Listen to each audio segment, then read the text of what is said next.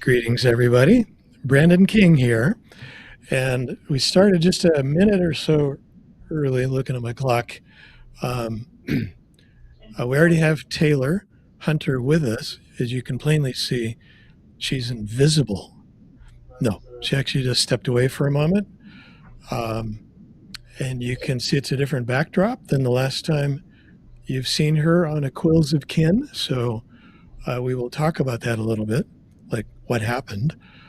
But anyway, we'll just give people another minute or so to join us before we officially launch episode 3 of Quills of Kin. So, looking forward to this conclave together with Taylor. We have some interesting news to share with you. Some things we think you're going to be excited to hear. And here she is. Hello, here I am. Taylor's back Yes. in the room with us. Yes. And we're still not quite at the top of the hour, but we're close. Oh, Close enough. Close. Yes. I can almost taste it. Wah, wah, wah, wah. Yeah. We are on now. You are also.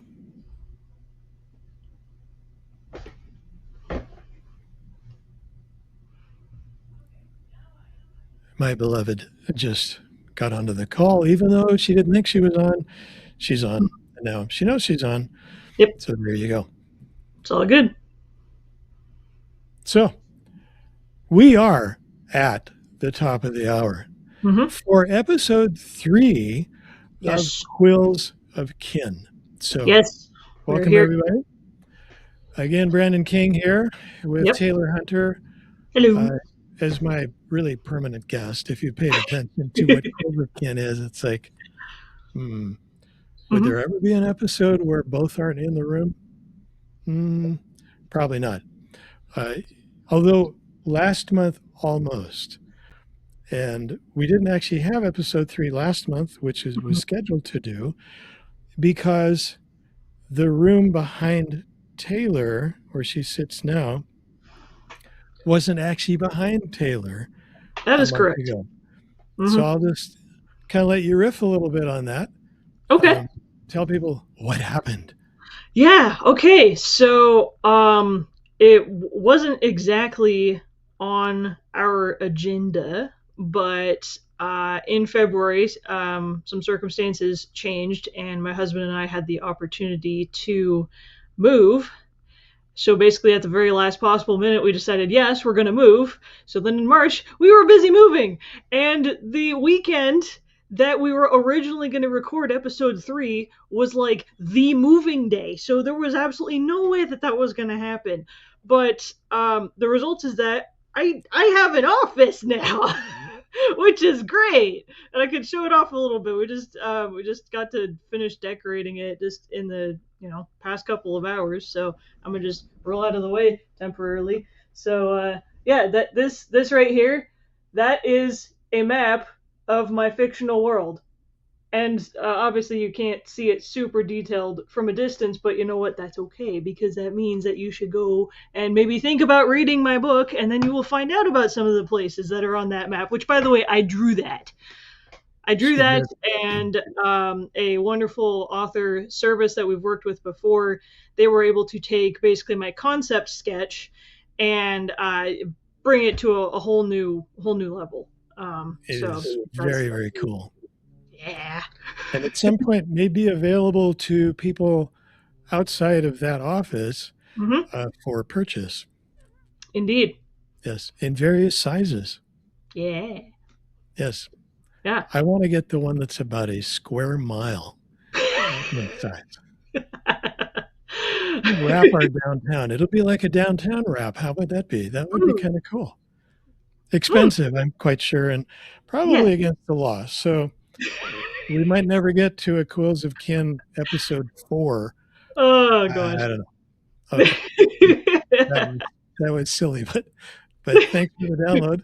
And now, for those of you that haven't been up to speed, so you haven't seen episodes 1 or 2, Mhm. we'll just start. We have a little slide deck that goes along with each presentation.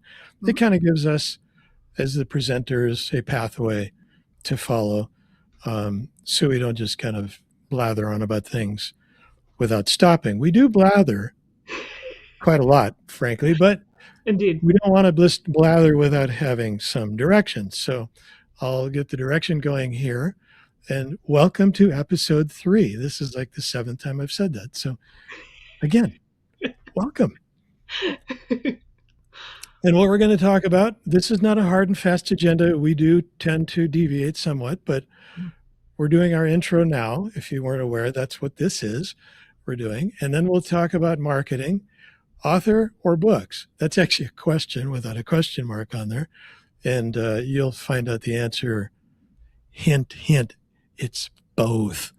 Um, and then we'll talk about new things on our horizons, and we'll talk about bits and blobs. I actually changed this because I thought, episodes 1 and 2 had bits and bobs, which is kind of a fun little British saying. But I thought, no, I want to make it weird, so it's now bits and blobs. And so in episode 3, I introduce you to bits and blobs, and I I have like no this. idea what we'll actually talk about once we get there. And then Oh, we'll yeah. have some Q&A. So those are the topics for today. And at some point, we'll stop doing this, or we'll put it at the end, or I don't know what we'll do. But for those of you that are unaware, Taylor Hunter is an award-winning author multiple times. And Phelan Legends, which is what the name of that map is behind her, the world of Phelan, Mhm. it includes a moment in time where there is a home tree and it becomes inflamed, which Mhm. looks oddly enough like what's right behind my head in this video. Mhm.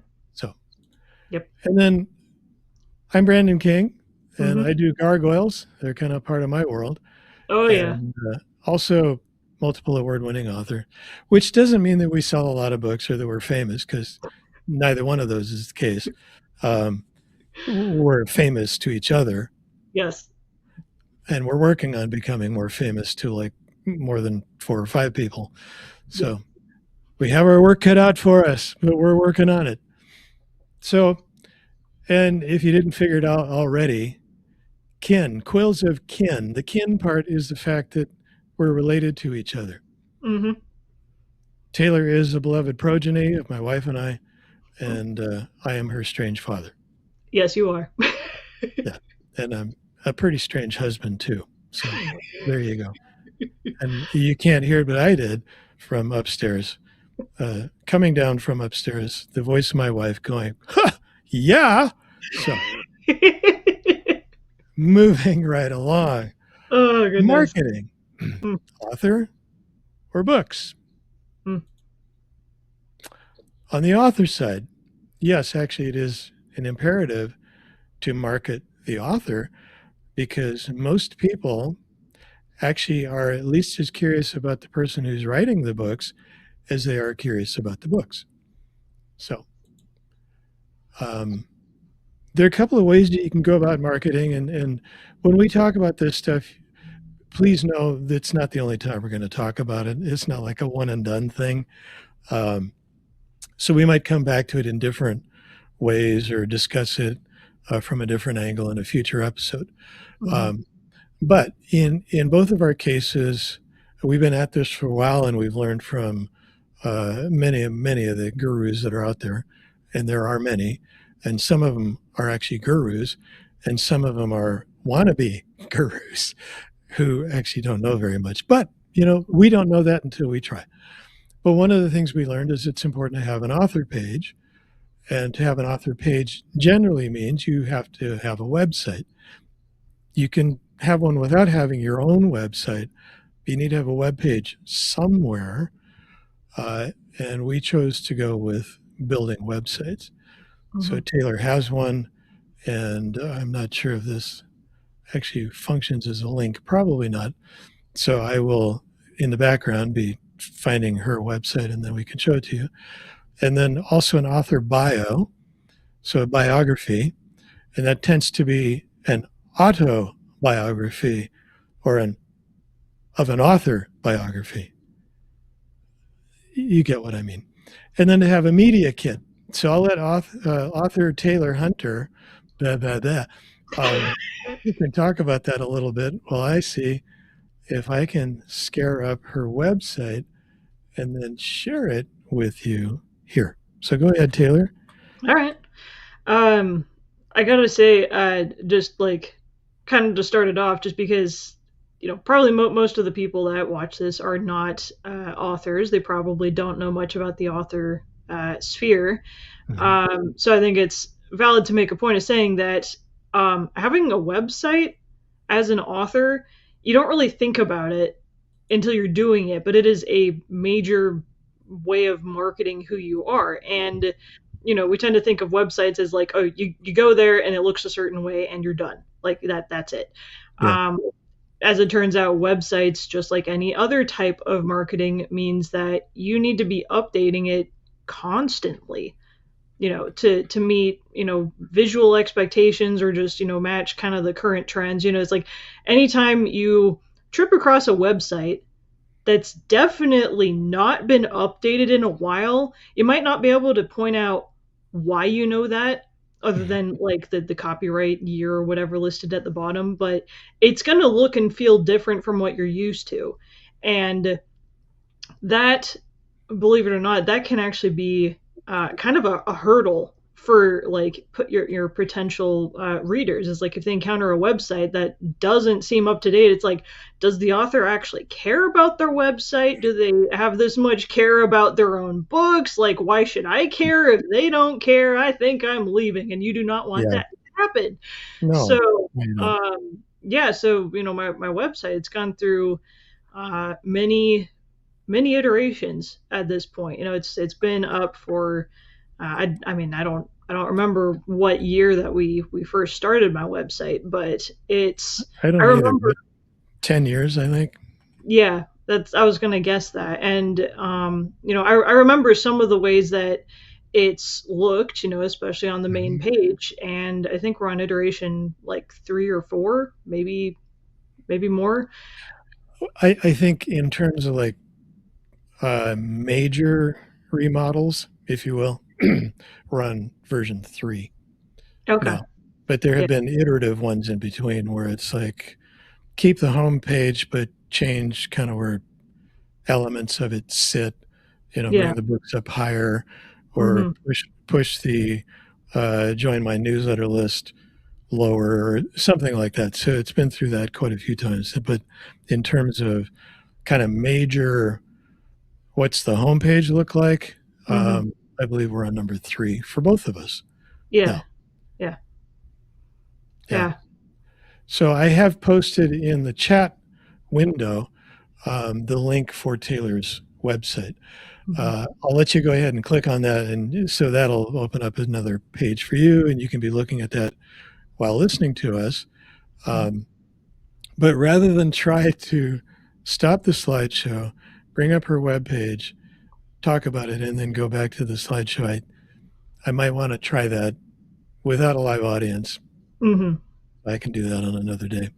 Yeah. Anyway, at least now you have the link, and that's in this video's chat. So you should Hmm. be able to see the chat whenever you replay this video. So, Yeah. Hmm. yeah. So, anything else you wanted to share, Taylor, about kind of author page bio stuff?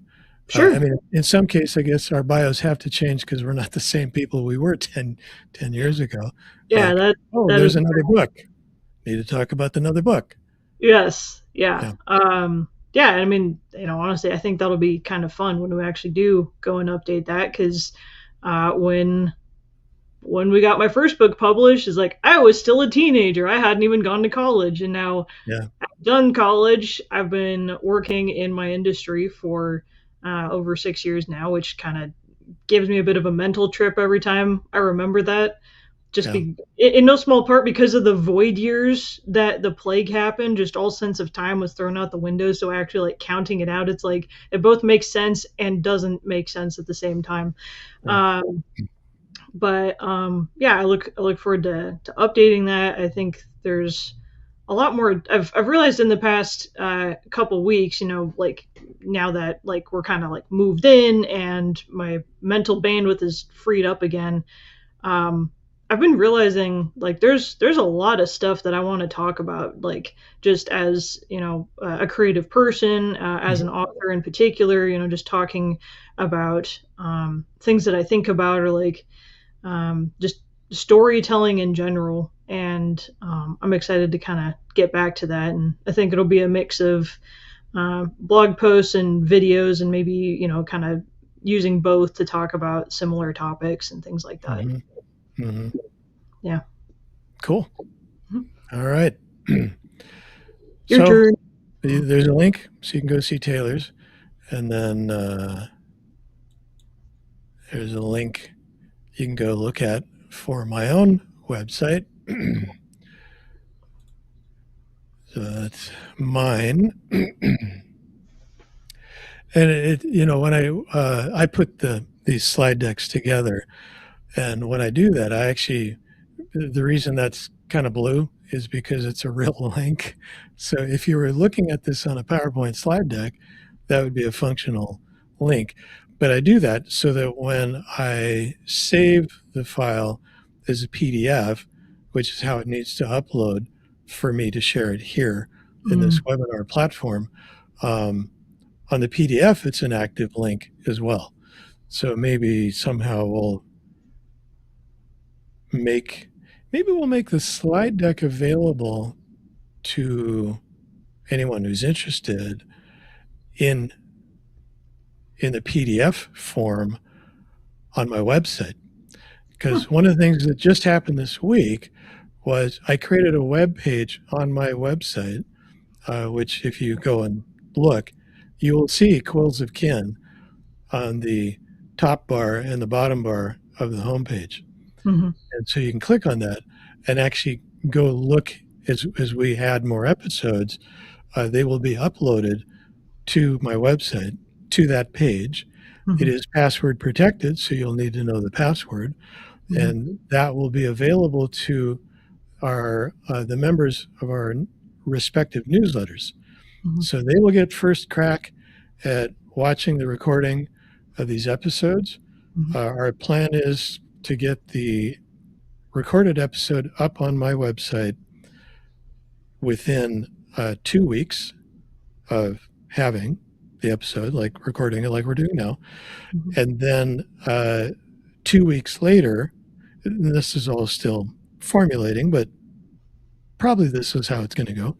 A couple of weeks later, then it will be available on Taylor's YouTube channel. So you can watch it there. So yeah. anyway, anybody can watch it there. Mhm, But we just wanted to give the members of our respective tribes first crack at listening to an episode again, or to listen to it for the first time because they missed the live mhm, version. So yeah. anyway, that's what we're thinking. But on my webpage as well, there is an author page with a fairly lengthy author story, so you can kind of get to know my background and what prompted me to start writing in the first place, and that can be interesting to readers. Mhm, And then my bio is it tends to be a little shorter, and that's more places than just on my website. Um, and then a media kit. We didn't really talk about a media kit, but it's highly recommended for authors to have a thing called a media kit because in it, and there's a web page on each of our websites specifically for media. So if somebody is in the media and they want to learn more about us, maybe it's a podcaster looking for somebody to interview, or it's a book reviewer for a major publication, or 100 other kind of things. Um, it's a way for them to get to know you without actually getting to know you. So it's kind of like the first layer. There's no risk to them.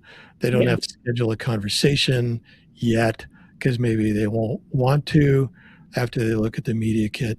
But it includes the books and what they're about and what the audience who what kind of audience would like it, what kind of tropes are in the stories, that Mhm. sort of thing. So that's what a media kit is. So those are three ways for an author to market themselves.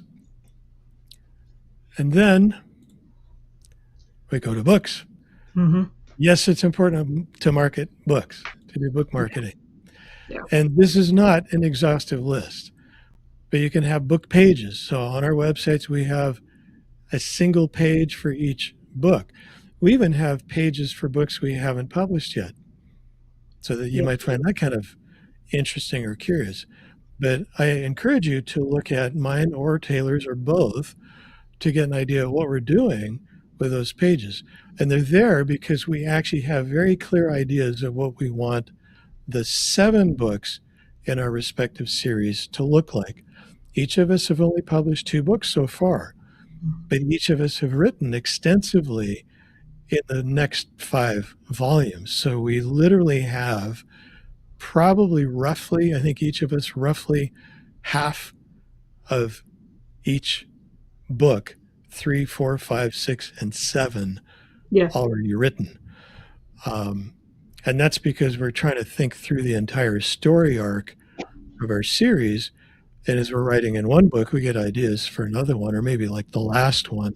How is this going to come together all at the end? Yeah. Um, like the Deathly Hallows. Like, what is my Exactly. Deathly Hallows going to look like? Yeah. Is there, the breadcrumbs throughout a whole lot of her uh, stories, the Harry Potter series. So, anyway, Mhm. but we have book pages. We have platforms upon which the books sit. So, a major platform would be, not surprising, Amazon. Um, we have also an author page, each of us do, on Amazon. Mhm. We have a series page on Amazon. So currently it shows both books in our series. But over time, it will show 3 books and then 4 books and then 5 books until it shows all 7 of the books in our series on the series page on Mhm. Amazon. But we also have pages elsewhere, the other kind of platforms where a person might go buy a fantasy book. Yeah. So, and we got social media platforms. Um, I've got a few. Taylor has more. You want to do a little riff on what you have and why you have it, and kind of Sure. what's your jam? Sure. Your social jam, Ah. not jelly jam. Yes, yes. Well, I know I've like we both have Facebook pages. Um, I know we both have YouTube at this point. We both have Facebook and YouTube. I know I've got a Twitter slash X, whatever you want to call it these days. I know I've got one. I don't remember if you have one. I do. Okay, so we both have that. Yeah. And then I also have Instagram, which I know we don't have that for you yet. And Hmm. then I've also got Pinterest. And, it's like out of all of those, Pinterest is kind of the outlier because it's much more of a search engine, a visual search engine, than really like a chronological driven social media site. All the other ones Right. have, you post things on a certain date and it shows up in the feed, however that's structured. Pinterest is very different in that it's not tied to chronology at all, which is actually, that can be extremely handy. I wouldn't say I have really any idea what I'm doing yet Yeah. exactly, but an effort is definitely being made. Hmm. Uh, and it's also kind of fun there just because it has that visual element. Same is definitely true for Instagram. That one, I think I'm learning some stuff. I'm gonna put up some special posts there because I've noticed some trends with other authors where Hmm. it's kind of pinning. Instagram is generally structured, at least on mobile. It's three Hmm. tiles wide. Um, Right. what I've seen a lot of authors do is they'll have the top three tiles pinned. So it's not the Mm. most recent one. It's like the top three posts they want you to see. If you trip across something they just posted and you want to learn more about who they are. So one will Uh, be like, who am I as a person? Like what inspired me to write? Why am I writing? One is like, what is my series about?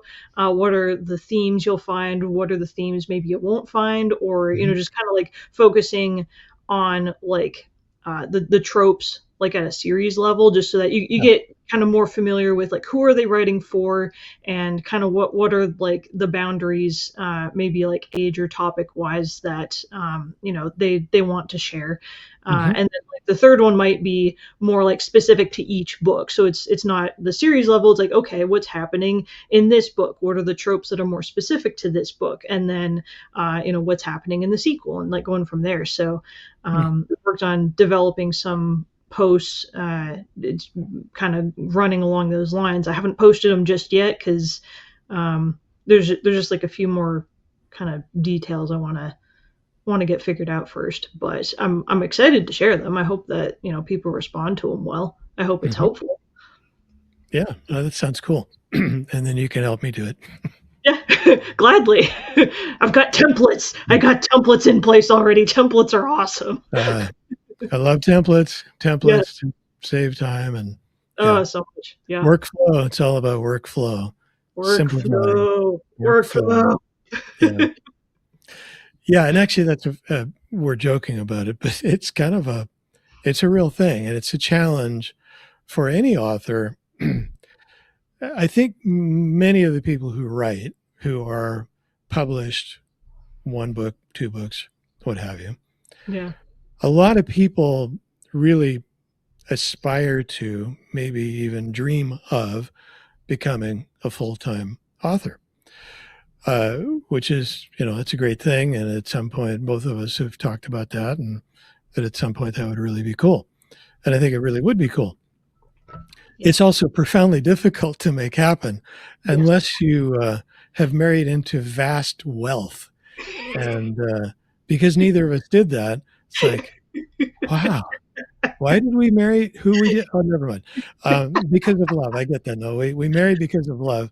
And money wasn't important. And in fact, we still don't have it. So, so there's congruence. It's congruent. So it's all about, no, it's about workflow. So, and the reason it's about workflow is if you don't have independently wealthy people that love and care about you, then you still have to have a day job to Yep. pay the bills. And this all makes a lot of sense to people. What I don't hear really anybody talk about is how do you get from the one state to the other state? And I'm not talking about states of the union. I'm talking about a state of being. So if you're in a day job kind of environment and you're working 40, 45, 50 hours a week, and that doesn't include your drive time, you're Mhm. using up more than a third of your week, assuming the other third is sleeping. It doesn't leave you a whole lot of time left to do writing at Mhm. all, to do book marketing at all, to do author marketing at all. And that's assuming you already know how to do author marketing. You already have platforms to do book marketing, and you're just kind of waiting to make enough money to do the shift. So it's a real challenging dance for I think pretty much all the authors that we know. And between us, I don't know how many we know, probably 20 or 30 other people who are authors. Yeah. And I think maybe we know one or two of them where it's kind of their full time gig, and they were able to make that transition somehow at some point. But it's a challenge. And so workflow, the reason we were kidding about that is because the more you can smooth out some of those functions that need to happen, like marketing the author, marketing the books, Mhm. um, it's it's just an extraordinary amount of work. So if you can reduce the friction, the amount of time that it takes to do some of these things, Yeah. then it gets you closer to being in a position where you might be able to make that pivot Mm-hmm. from full-time job, a job, to full-time writing Yeah. and have enough money as an author to pay all the bills. Yeah. And that's actually not a bad pivot to the next thing we're going to talk about, Mm-hmm. which is not social. We talked about that. Events that would be going to like book signings and things like that, which we want to do in the future. Mm-hmm. But certainly ad campaigns. Yes. And in episode 2, we started talking about ad campaigns, and in this episode, we'll talk some more about it, Mm-hmm. and also rebranding of book covers. And what does that mean, and why in the world would you do it in the first place? Because that's where you get into territory. Because now we're talking about doing additional things to what we were just talking about. And now you have these additional things you have to develop a workflow, or it's going to burn up most of that remaining third of your week. So Mm-hmm. if 50, 60 hours went to working and drive time, and then 50, 60 hours went to sleep, you only have 40 or 50 hours left out of Mm-hmm. an entire week. Yeah. And some of that you're spending eating Yeah. and taking showers and doing dishes and Yeah. laundry, assuming you don't wear the same clothes over and over. So that's why there's an here, because it's like, oh, there's something else to add to the mix. Yep. So, as I alluded to last time, we gave a little show and tell about Mm-hmm. early results of something that's called click testing, different ad elements for Taylor's Phelan Legends fantasy series, book number 1, called Mm-hmm. Never Seen. And I know this might be a little hard to see, and my head covers up part of this. So That's okay.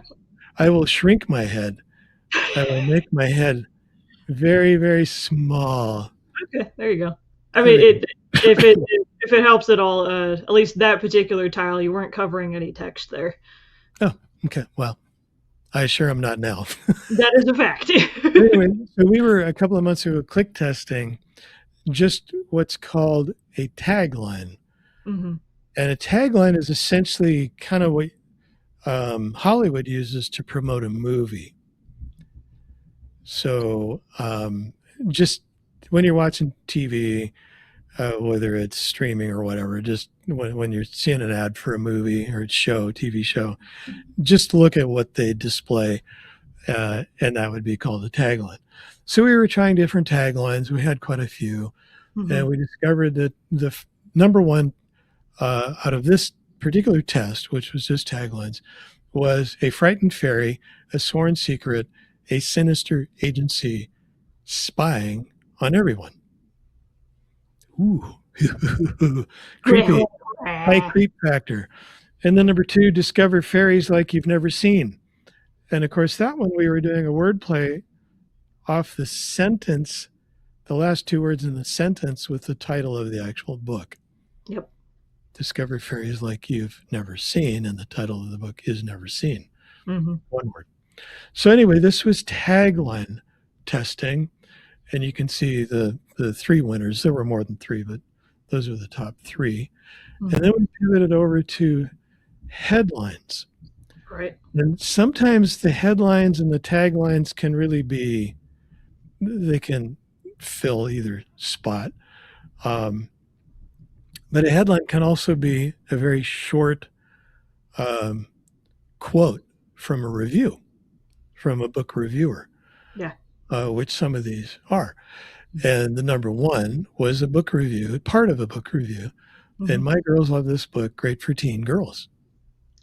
So that's a strong headline because it indicates it's a book. So you've just clarified for people who are seeing this tile on Facebook, which is where these ads were shown, that it's a book. It isn't maybe as good as it could be because it doesn't indicate fantasy book. Mm-hmm. So this is part of what we were exploring and discovering while doing these tests. So number 2, the winner here in the headline was A Treacherous World, filled with ancient secrets. This one maybe leans a little more towards declaring fantasy without actually saying the word Yeah. fantasy, but it could also land solid for mystery. So it's certainly not nonfiction. Um, doesn't necessarily say book, but maybe it doesn't need to. Hmm. But these are some of the things we were discovering and learning more about. Yeah. And then we moved on to actual reviews. So some of Taylor's reviews are really long because they're from serious fans who are just like, oh my gosh, this is the best thing since I had breakfast. It's amazing. So they were like super fans. Yeah. But anyway, we just pulled from what we could fit onto a tile. Hmm. And some of them were pushing the envelope here, like this one here, coming of age fantasy adventure in fairyland, which is, I think, a great quote. And in the future, when we're doing ads, which you'll see actual ads here in a minute, we'll probably use what's in bold there just as the tagline. Yeah, that makes And sense. that'll be the only text because it declares fantasy. It Hmm. clarifies the sub genre, which is fairies, Hmm. and it actually declares the trope, which is coming of age. Hmm. So it hits all three. It's like a trifecta of goodness. It just didn't happen to win anything in this particular test. Hmm. And then we tried taking images with the book cover and some of the taglines, headlines that we just tested, and even the reviews, and packaging them up together and Yeah. taking those for a test drive, a literal test on Meta. And here again, you can see the winners. Um, Taylor wearing a different hat. I Yeah. got two. Taylor wearing a very similar hat. Um, I just showed the top three. There were more than three, but those are the top three winners. But the one that really crushed it was this one here, where you Hmm. can visually see a fairy, which declares fantasy, and then the quote that had won all the others. And now we're running actual ads. Yeah. So for about 3 weeks now, might be creeping up on 4. I think we're still in the 3 week territory. We've been running a couple of different ads. So we're not running all 10 of these yet, Hmm. but we created 10. So we have some inventory to tap into for running what's called a growth ad, and use some AI tools that we have to generate images. We're very excited about using all of these. At the moment, we're running the top left and the one right next to it. So the adventure fantasy, strong heroine, dash of sci-fi, pinch of steampunk, fun for all ages. Hmm. That is running as an ad on Meta. So you may see it, or whenever you listen to this recorded webinar, you may have seen it. It may have been an ad you bumped into on your news feed if you're on Meta. Hmm. And then the one next to it, Treacherous World Filled with Ancient Secrets. Both of these ads have been selling books. So we're quite pleased. Um, they're early in their testing journey, so we need, there's some training that I've gone through that I'm using. I'm applying the knowledge learned from the training in running these ads.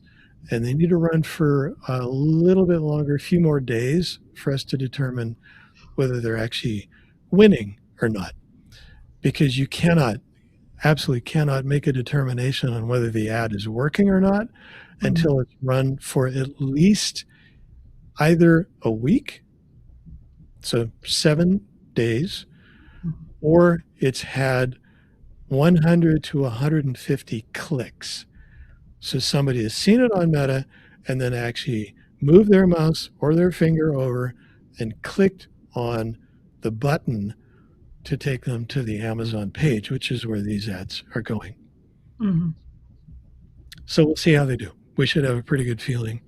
Um, but within the first day of running those ads, uh, something happened. So um, we think it might have been these new ads. It might have been the ads that we were using to test because they had an impact as well. They were Mhm. turned off, but that doesn't mean it couldn't have a lingering effect. So there's so many things to learn and know and try and then try again or turn off. So there's a lot of trial and error.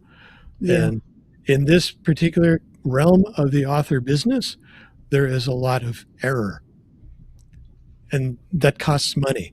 So that Yeah. also makes it difficult for an author who's trying to make that pivot from needing a day job to pay the bills to then needing the day job to pay the bills and then pay the ad expense to try Yeah. to get the pivot to happen. So Yeah. we're just telling you what it's like on our author journey. But Mhm. anyway, you've had enough time to see these ads. We think they're pretty cool. And the one here on the top right, Tree Cities, Magic, even a colony of nerds. Yeah. That was written by one of Taylor's classmates in high school, Yep.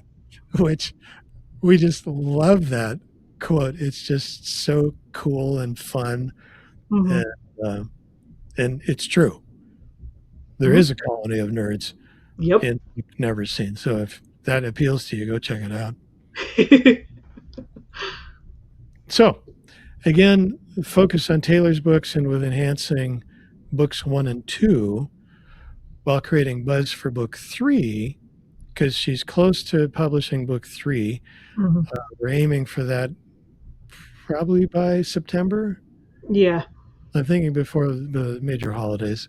Yeah. Um, but here's the thing: covers of a book, whether it's just the rectangle for an EPUB or a full rectangle for a print book, um, they actually age out. And we never would have believed that No. because you just think, well, a cover is forever. It's like, Yeah. well, if you mean forever is about 2 years, then you're right.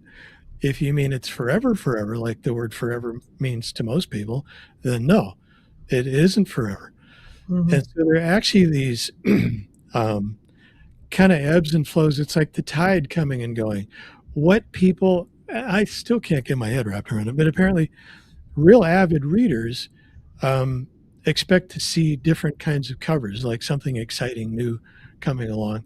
And you have to be a big author, like in the top 50 all the time kind of author, to be the one that changes the preferred cover style. Because if you're that big, you can try something new and everybody else just goes along for the ride. Well, we're not that big. Nope. So we have to go along for the ride. And so that's why we have to be on top of exploring new cover designs. And Taylor's covers have been around for a couple of years. So have mine. And the covers that we currently have up on Amazon and elsewhere are not the first covers. Nope.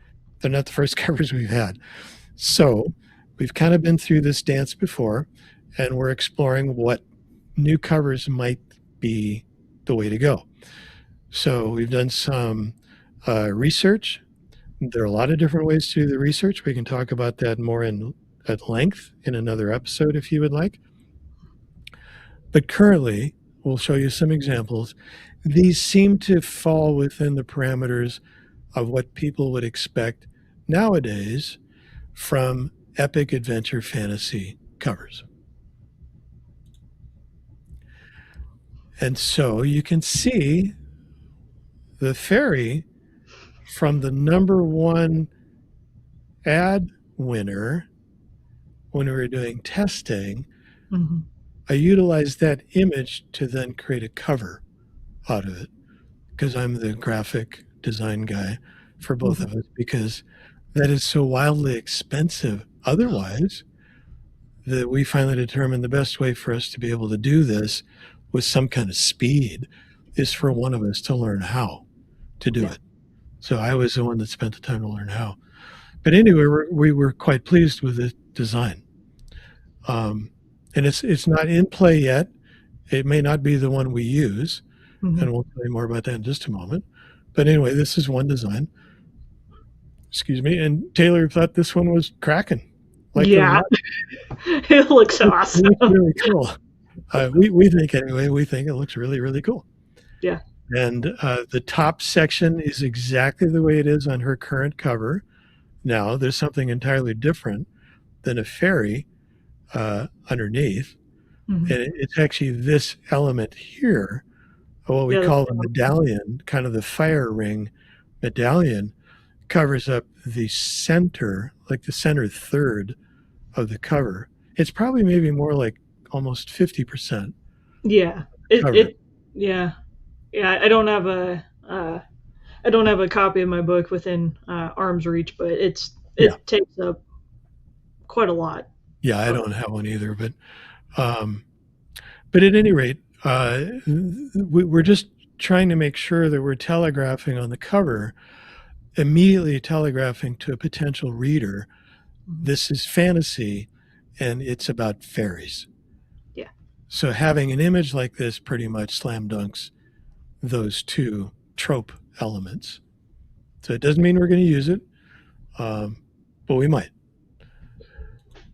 So this is the second design that we are looking at. And these aren't finished. They're just, they're about 90% there because clearly we'd want to do some more work on the spine title. These are obviously the print design. Yeah. The EPUB would just be, kind of The front. 60% of that rectangle wouldn't be showing on the left. Hmm. May I interrupt very Yeah, briefly? please. My husband was kind enough to go and grab a copy of Never Seen that was floating around elsewhere. So Oh, okay.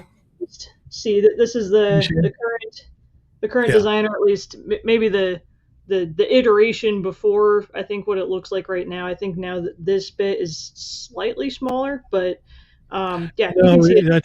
that's how the cover. If somebody bought the book today, that's exactly what it's going to look like Okay, when gotcha. it Yeah, comes to them. Yeah. gotcha. Yeah, but you can see that's Mhm. very big chunk of Yeah. it, and And on the spine. there you can see on the spine, it's easy to Mhm. read. Yeah. um, but yeah, just so you know, the reason we were using the medallion and at that scale was because a couple of years ago that was really, really a kind of a common theme, if you Yeah, will, kind of a and design element. There was something. It didn't have to be a medallion; it could be some different shape, yeah, but there was something like that. yeah, and it wasn't even necessarily exclusive to fantasy in particular. It seemed like as we were looking around, it was kind of the young adult genre as a whole, like Yeah, whether it was dystopian or fantasy or true. whatever. Yeah. It seemed like that kind of like medallion or like icon approach seemed to Uh, be pretty heavily emphasized for a while there. So that's yes. why we went with that. Yeah. Absolutely. Um, yeah. So it was broader than just epic adventure fantasy. It was really just fantasy.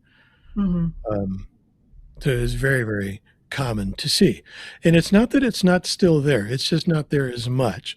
And Yeah. so if you want to make it easy for somebody who doesn't know you at all, never heard of you, never seen your books before, um, you want to make it as comfortable for them to remove as much mental, subconsciously mental friction as Hmm. possible.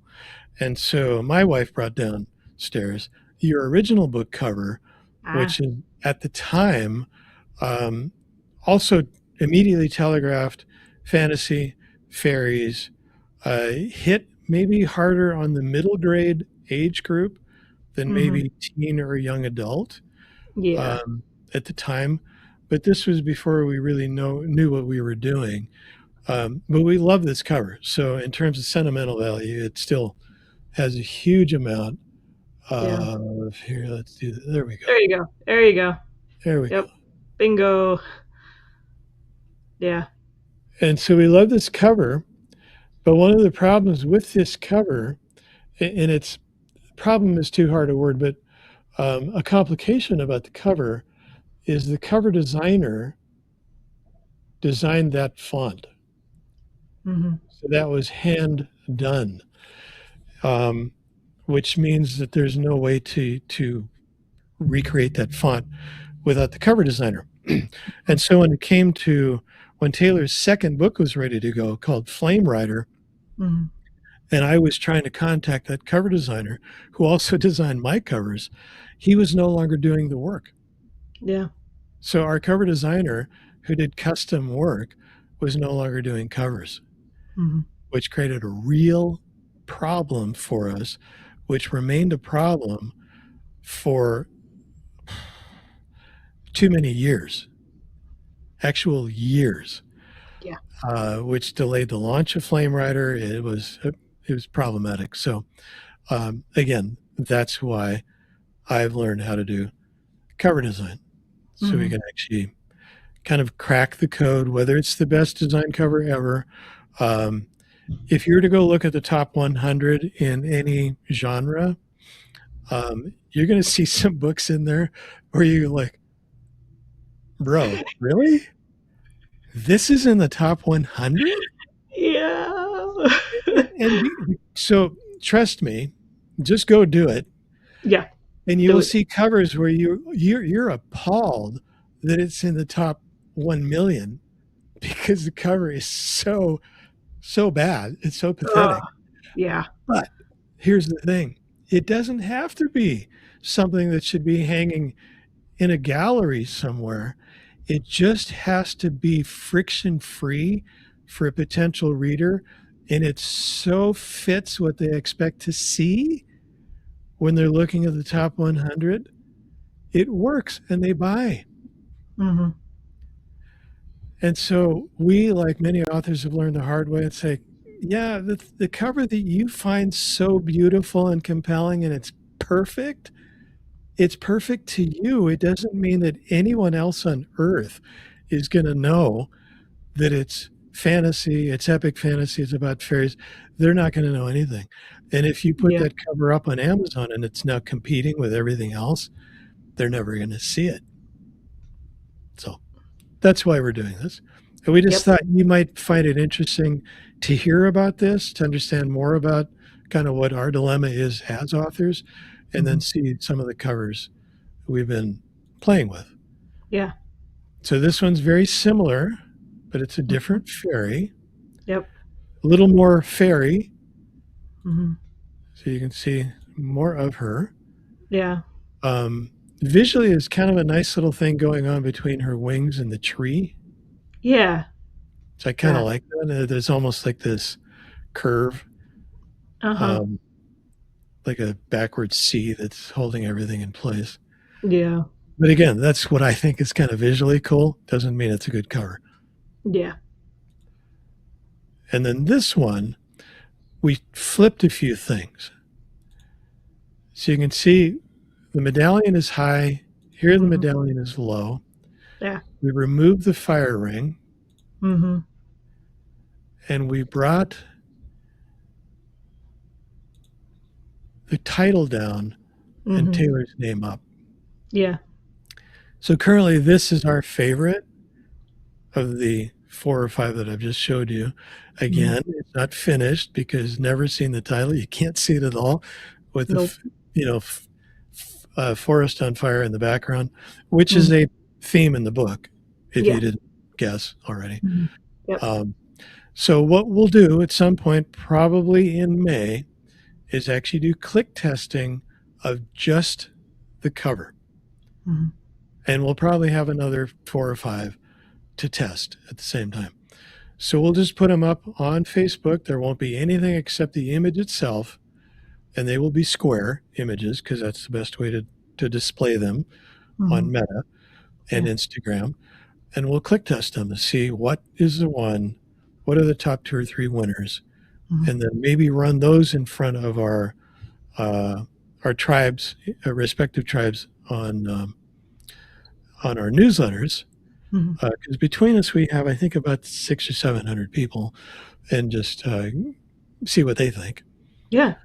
So yeah, so we're actually kind of getting close to the top of the hour again. But I just wanted to put in a print here what I could also say, but you already can figure out based on what we have been talking about. we really need to get some actual feedback from what people click on, Yeah. and we will do that. Hmm. And actually, it doesn't cost too much money to do that. Yeah. So, new things on our horizon. Given our upcoming time constraints, Taylor, I was wondering if you might want to talk a little bit more about your plans for YouTube. Oh, yeah. Sure thing. Well, like we mentioned before, we're planning on kind of doing a staggered release. So everyone that is on our newsletters gets a first crack at listening and or watching to our Quills of Kin episodes on your website. Mhm. And then sometime later, I will upload it onto my author YouTube channel, just because like the other that's YouTube is another search engine, and Mhm. that's how you can find tons of people. I mean, I've found people through YouTube that there's no way I would have tripped across them before, but they were just posting stuff that was interesting, and I Mhm. found it compelling. So we're hoping that maybe we can both grow our audience that way. Maybe find Yeah.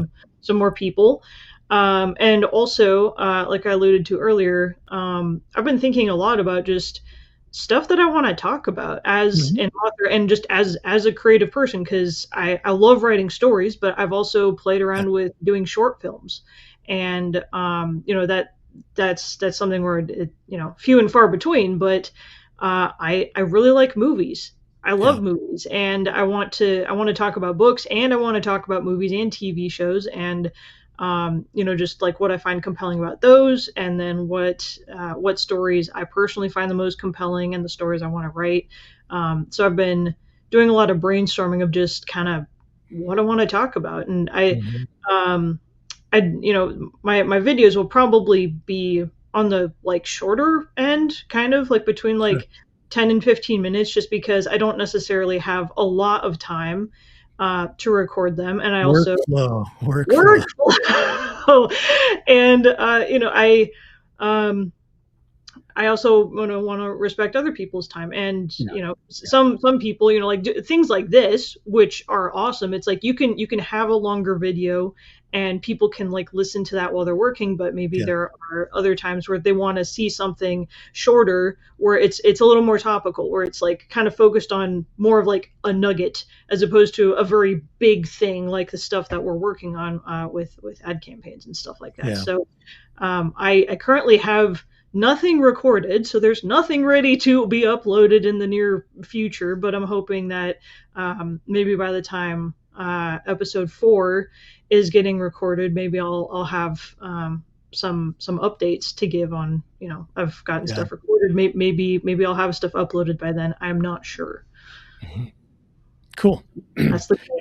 Yeah, that'll be again workflow. It's another thing we're doing, which makes it that takes time, which Mhm. leaves less time to do writing or Yeah. even completing our third book. Because I hope to also publish my third installment in the Gargoyle Chronicles epic adventure fantasy series as Yeah. well. So both of us have our stuff, and um, let's see who that. I'm just seeing a little notification here that we might have a network issue. Yeah, I got the same. I mean, I haven't. You're still good on my end, at least. Yeah, you are good on my end too, so I'm not sure. Okay. And I'm not sure if it triggers because on my side or it triggers because it's on your side. Who knows? But anyway, we'll just keep going. Uh, Janet has said everything is good on her end, so she's hearing us and seeing us. And thank you for bringing the book down because Janet is actually my spouse Mhm. who is hiding upstairs. No, actually, I'm hiding downstairs. Yeah, that's it. Okay, and she's showing a wink emoji. maybe, maybe next time we can talk about emojis Yeah, and what we learned here in the past month about emojis. It's like yeah. seriously, bro, of all the things in the world to be upset about, emojis. So if you Yeah. don't know what we're talking about, wait until next time. We'll include it on episode 4. Mhm. Emojis, yeah. Yeah. that also is a thing. Mhm. So, nothing really coming up on my horizon that we have time to talk about. So, we'll just go here bits and blobs. Any random stuff that comes to your mind, Taylor, or Um, in our I don't two think minutes? so. In a way, I think we kind of already covered it in the opening about the move, getting in office, and stuff like that. So, um, Yeah. yeah, I mean, nothing additional that I can think of at the moment. Okay. Cool. Yeah. Thanks for that. Hmm. Q&A, we have like maybe a minute for a question. If anybody has a question, I'm looking in the chat flow to see if we have a question.